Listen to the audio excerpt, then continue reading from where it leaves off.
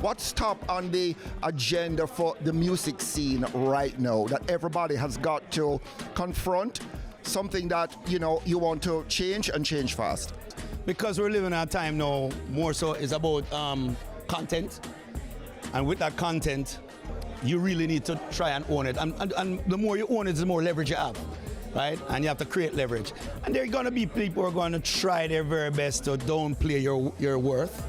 You know, and you have to know to recognize what you're worth and do your due diligence to know what your, you know, the level of your worth is. Don't you imagine that even a lot of these younger people around now own their content? You would think, until them in a problem and they start to some GoFundMe come and they say, but hold on, them think that money did good. In fairness, a lot of the older people are the ones, the older artists are the ones that don't own their intellectual property. You didn't originally. Initially, I'm a little bit different because most of my masters are owned because I was on major labels. So major labels, there are a lot of it that I did own, right? And I had to go back now and fight for my publishing part of it, which I ended up owning. IMC Chairman Shaggy jetting in from Paris, where he's been appearing in a musical theatre production written by Pal Sting. I've been offered movies before and play. Of course, I did Little Mermaid and stuff like that. But I normally don't take them because they're uncomfortable. And we always, you know what I'm saying, if you want greatness, you got to make up your mind to be uncomfortable.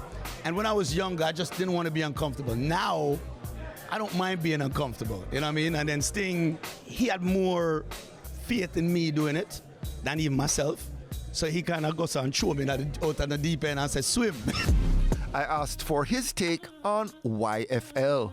I love what's going on with that rhythm. I'm big up to DJ Matt because he has decided to let other people use it. This was kind of what I was hoping to happen with Shake It to the Max. That was a big rhythm. I know Sean had a song, he was fighting over and over to try and get clearance for the song. They wouldn't give him clearance. I had done a song on it, they wouldn't give it clearance.